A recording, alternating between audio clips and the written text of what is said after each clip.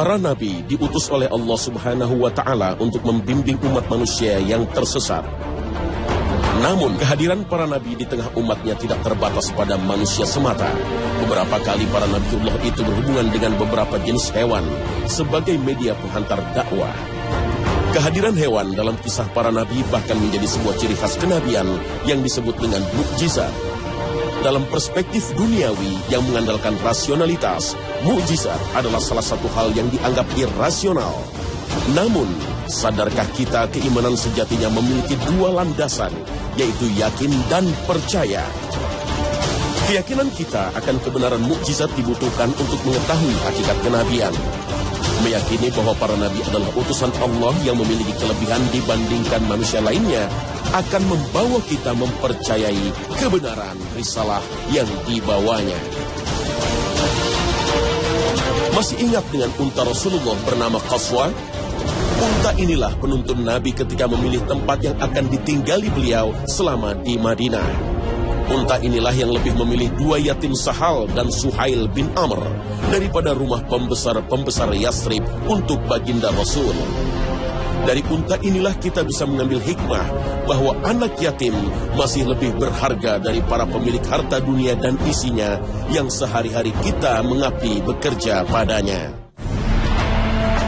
Mukjizat para nabi selalu ditujukan untuk membuka mata manusia bahwa benar seorang Nuh alaihissalam, Musa alaihissalam, Soleh alaihissalam, Sulaiman alaihissalam, dan Yunus alaihissalam adalah manusia terpilih yang diangkat menjadi nabi dan rasul. Sesungguhnya pada kisah-kisah mereka itu terdapat pengajaran bagi orang-orang yang mempunyai akal. Al-Quran itu bukanlah cerita yang dibuat-buat, akan tetapi membenarkan kitab-kitab yang sebelumnya dan menjelaskan segala sesuatu, dan sebagai petunjuk dan rahmat bagi kaum yang beriman. Inilah hakikat keimanan, di mana salah satu rukunnya adalah mengimani para nabi dan rasul, termasuk mempercayai mukjizat yang mereka miliki. Dan masih dalam rangkaian serial mukjizat para nabi, Khazanah hari ini akan mengkaji kisah beberapa nabi di mana mukjizatnya terkait dengan keberadaan beberapa jenis hewan. Dan kami akan menyajikan rangkaian hikmah dari kisah para nabi terkait mukjizat yang dimilikinya.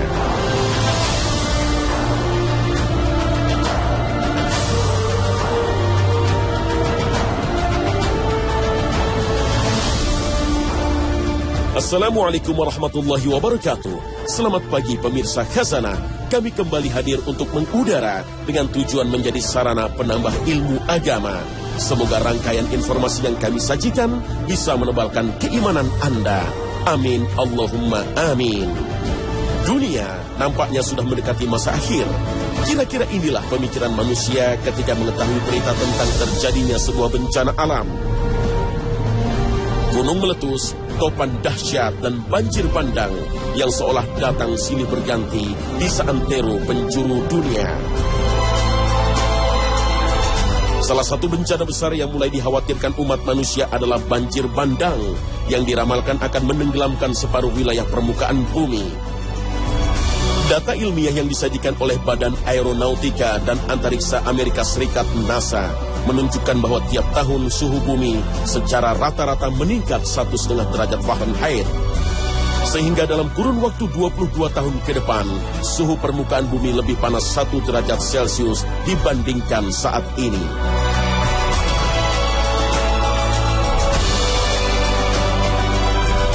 Pemanasan global berakibat pada peningkatan permukaan air laut yang mencapai 3,16 mm per tahun.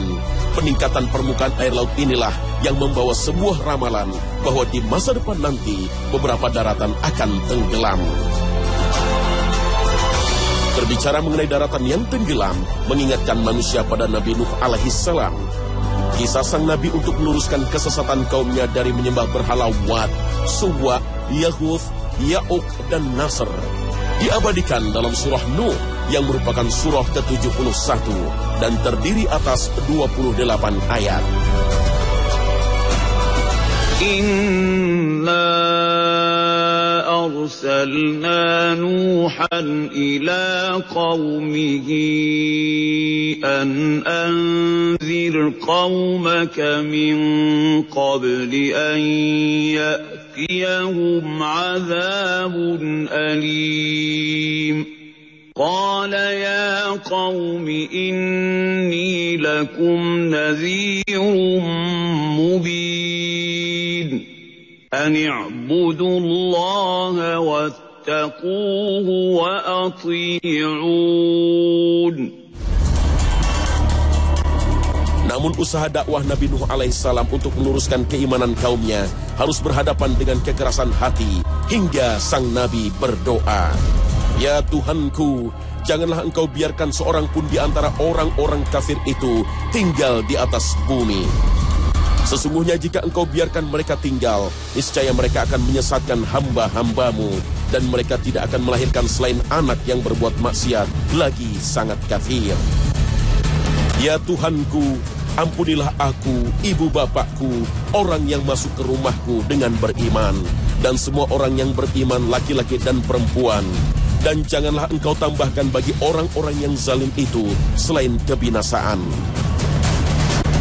Itulah doa sang Nabi yang diabadikan dalam surah Nuh ayat 26-28. Kebinasaan kaum kafir yang zalim itu akhirnya datang dan terjadi dalam bentuk datangnya air bah yang menghanyutkan dan menghancurkan. Namun, Nabi Nuh dan umatnya mampu selamat karena mukjizat sang Nabi dalam bentuk terciptanya kapal maha besar yang disebut dengan Bahtera. Bahtera Nabi Nuh sejatinya adalah sebuah mukjizat karena ihwal pembuatannya berdasarkan wahyu Allah Subhanahu wa Ta'ala. Dan buatlah bahtera itu dengan pengawasan dan petunjuk wahyu kami. Dan janganlah kamu bicarakan dengan aku tentang orang-orang yang zalim itu. Sesungguhnya mereka itu akan ditenggelamkan. Dan mulailah Nuh membuat bahtera, dan setiap kali pemimpin kaumnya berjalan melewati Nuh, mereka mengejeknya. Berkatalah Nuh, "Jika kamu mengejek kami, maka sesungguhnya kami pun mengejekmu, sebagaimana kamu sekalian mengejek kami." Namun, bahtera Nabi Nuh alaihissalam tak hanya berisi umat manusia yang mengimani keberadaan Allah Subhanahu wa Ta'ala. Dalam surah Hud ke-40, Nabi Nuh alaihissalam juga diperintahkan untuk memasukkan hewan dengan berpasangan. Hingga apabila perintah kami datang dan dapur telah memancarkan air, kami berfirman, "Buatkanlah ke dalam bahtera itu dari masing-masing binatang sepasang, jantan dan betina, dan keluargamu, kecuali orang yang telah terdahulu ketetapan terhadapnya. Dan muatkan pula orang-orang yang beriman dan tidak beriman bersama dengan Nuh itu, kecuali sedikit." Bahtera Nabi Nuh alaihissalam tak hanya menyelamatkan manusia yang beriman, namun binatang sebagai sesama makhluk ciptaan Allah Subhanahu wa Ta'ala juga terjaga eksistensinya. Manusia sejatinya tak hanya belajar akan arti keimanan atas seruan Nabi kepada kaumnya dari kisah Nabi Nuh alaihissalam. Secara tersirat, Allah mengajarkan kepada kita untuk menjaga eksistensi binatang di dunia.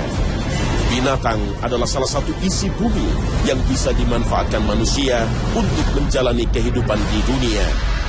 Selamatnya berpasang-pasang jenis binatang di dalam bahtera Nabi Nuh seharusnya dimaknai sebagai salah satu bagian dalam menyelamatkan kehidupan manusia di masa mendatang.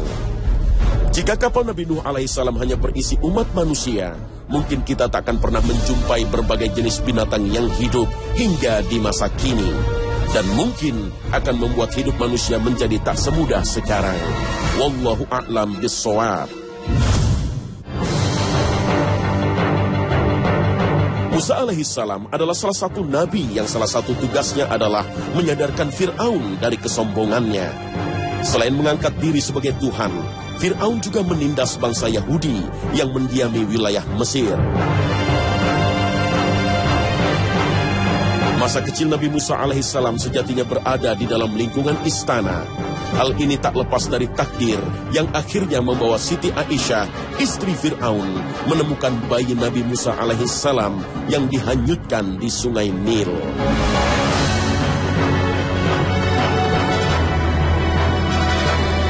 Namun dalam proses pendewasaannya, Nabi Musa alaihissalam akhirnya memilih untuk keluar istana dan meninggalkan negeri Mesir.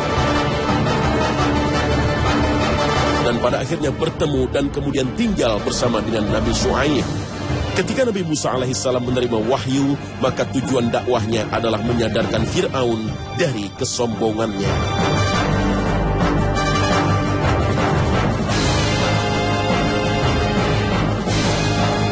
Saat datang menemui Fir'aun di istana, sang maharaja zalim tersebut malah menantang Nabi Musa untuk menghadapi para tukang sihir pilihannya. Dan kisah ini tergambar dalam surah Toha ayat ke-55 hingga 69.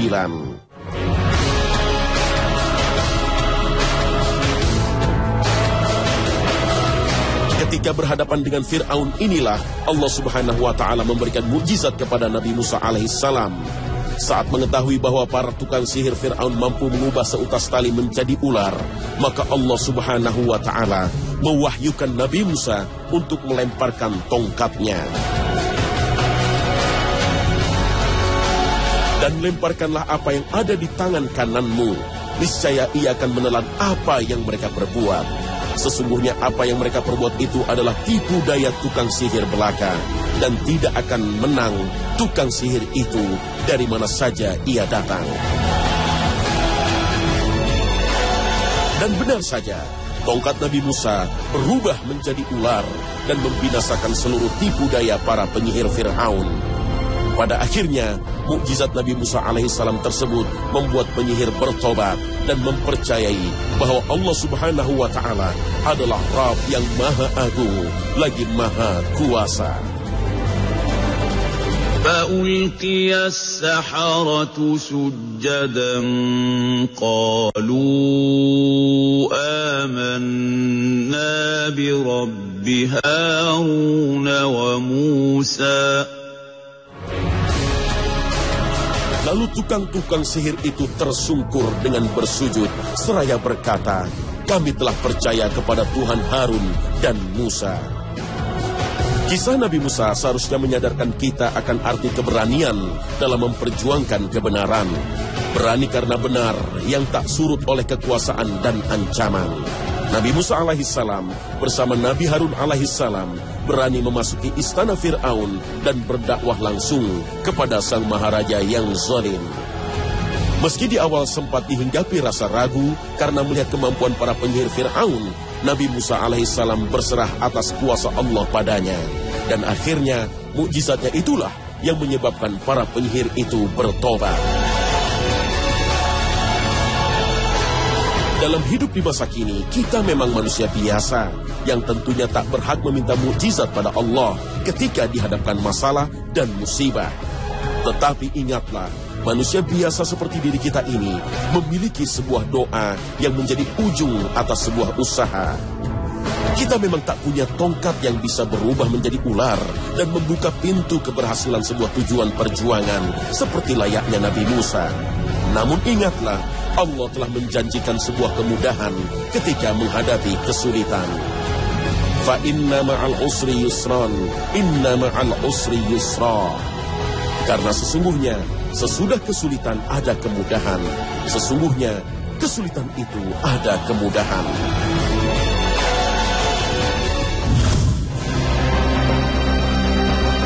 Nabi Saleh alaihissalam adalah nabi yang diutus untuk mendakwahkan ajaran tauhid kepada Tsamud. Di masa itu, kaum Tsamud adalah sebuah kaum yang sejahtera karena suburnya tanah, sehingga hasil pertanian dan ternaknya berlimpah. Nikmat hidup yang sejatinya berasal dari Allah yang Maha Kaya ini ternyata tidak dipahami oleh kaum Tsamud. Kondisi sesat dan kafir yang dialami oleh kaum Tsamud pada akhirnya diluruskan oleh kehadiran Nabi Saleh alaihissalam di antara mereka. Nabi Saleh merupakan bagian dari kaum Tsamud agar mereka mau mengikuti dakwah dari Nabi yang terpilih dari kaumnya sendiri.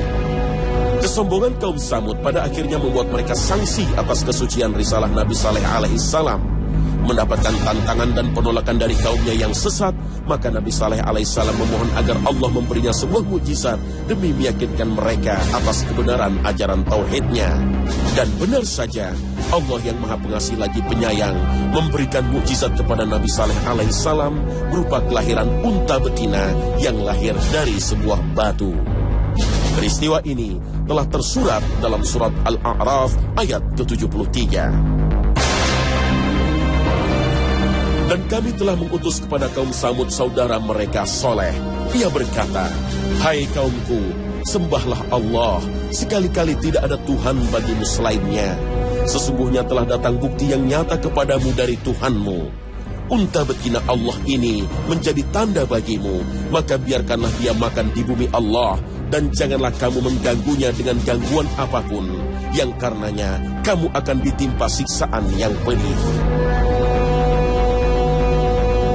Tapi, meski telah secara nyata melihat mukjizat yang dimiliki Nabi Soleh alaihissalam, kaum Samud tetap menolak dakwah sang utusan Allah. Mereka berkeras untuk menolak mengimani keesaan Allah. Kepercayaan mereka terhadap berhala tak berkurang sedikit pun. Bahkan mereka secara nyata menantang kebenaran akan turunnya azab Allah dengan cara membunuh unta betina yang seharusnya dilindungi. Kebenaran kisah ini telah terangkum dalam surat Al-A'raf ayat ke-76 hingga 77.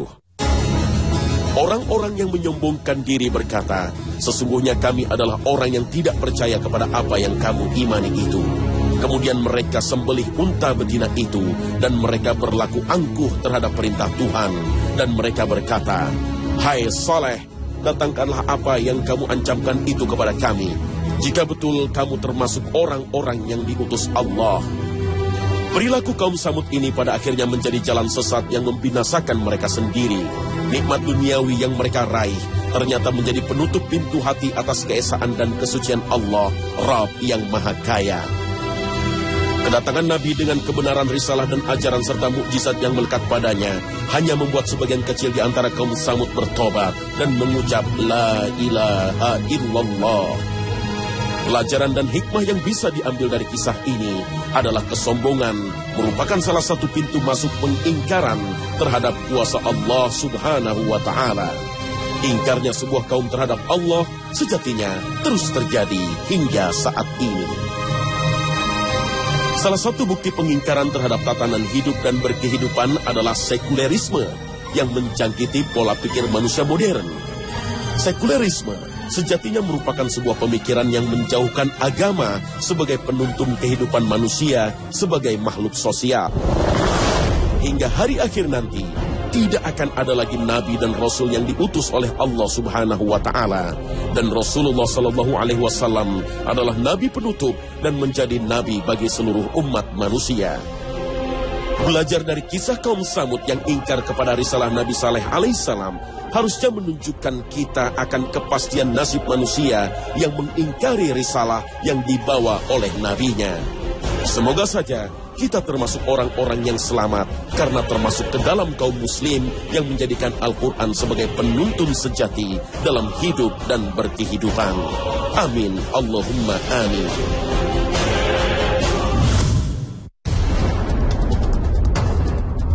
Sulaiman alaihi salam adalah salah satu nabi yang mendapatkan amanah berupa kekuasaan sebagai raja di tanah Syam atau Palestina. Kekuasaan Nabi Sulaiman alaihissalam sejatinya bukanlah sebuah tujuan hidup seperti yang dipertontonkan oleh beberapa manusia modern. Kuasa dan gelar raja yang melekat pada diri Sulaiman alaihissalam adalah ikhtiar untuk menegakkan agama Allah di atas bumi. Dan salah satu bentuk kekhalifahan yang utama adalah amanah untuk menjaga bumi dan seisinya agar kesejahteraan seluruh penghuninya bisa terjaga. Termasuk di dalamnya adalah hewan-hewan mungil yang menjadi penghuni lapisan bawah tanah. Salah satu bentuk mujizat Nabi Sulaiman alaihissalam adalah kemampuan untuk mendengarkan dan memahami percakapan para binatang. Dan hal ini telah tersurat dalam surah An-Naml ayat ke-18 hingga ke-19.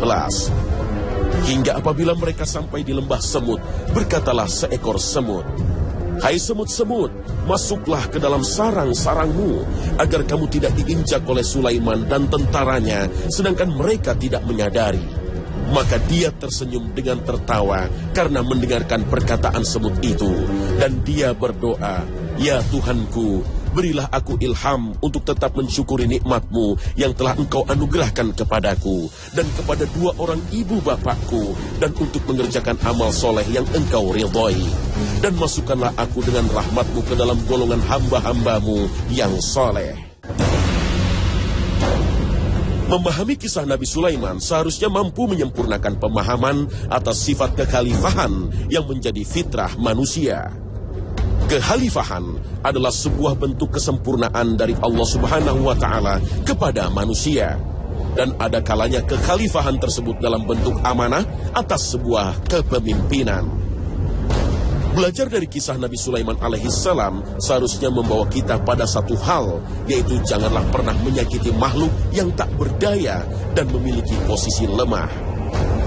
Ribuan semut di hadapan bala tentara Nabi Sulaiman bukanlah perkara yang sepadan, tapi dengan mukjizatnya itulah Nabi Sulaiman mampu menunjukkan kesempurnaannya sebagai khalifah.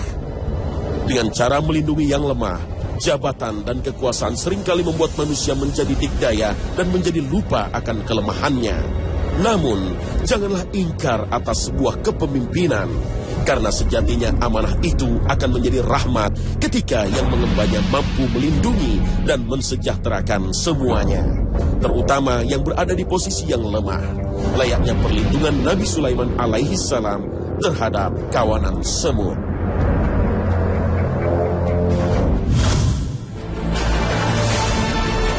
Nabi Yunus alaihissalam adalah salah satu nabi yang pernah diuji saat ditelan oleh sebuah ikan raksasa.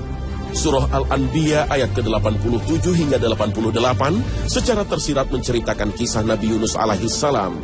Dalam surah tersebut, Nabi Yunus alaihissalam pergi dari desa yang dihuni oleh kaumnya yang menyembah berhala.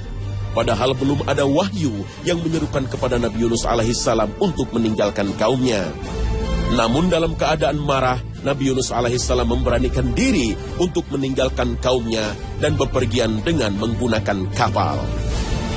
Maka tak berselang lama Allah memberikan peringatan atas kesalahan Nabi Yunus alaihissalam. Peringatan itu berupa kedatangan seekor ikan raksasa yang akhirnya memakan Nabi Yunus alaihissalam.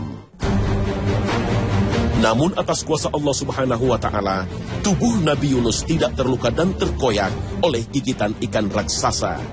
Saat berada di dalam perut ikan, Nabi Yunus alaihissalam menyadari kesalahannya dan kemudian ia berdoa, "Maha suci Engkau, sesungguhnya aku adalah termasuk orang-orang yang zalim." Dan akhirnya Allah Subhanahu wa Ta'ala menyelamatkan Nabi Yunus alaihissalam dan mengabulkan doa serta menerima taubatnya. Kisah Nabi Yunus alaihissalam ini sejatinya contoh bagi kita. Bahkan seorang nabi pun pernah melakukan kesalahan dan akhirnya diingatkan oleh Allah yang Maha Agung. Apalagi kita manusia biasa. Berbuat salah hingga berujung pada bertambahnya dosa adalah sebuah perkara yang tak mungkin dihindari. Tapi belajarlah dari kisah Nabi Yunus alaihissalam yang memohon ampun atas kesalahannya. Kita mungkin tak ditelan ikan seperti yang dialami oleh sang Nabi, tapi bisa jadi pertobatan kita mampu membawa kita pada sebuah jalan terang, layaknya seorang manusia yang keluar dari mulut ikan.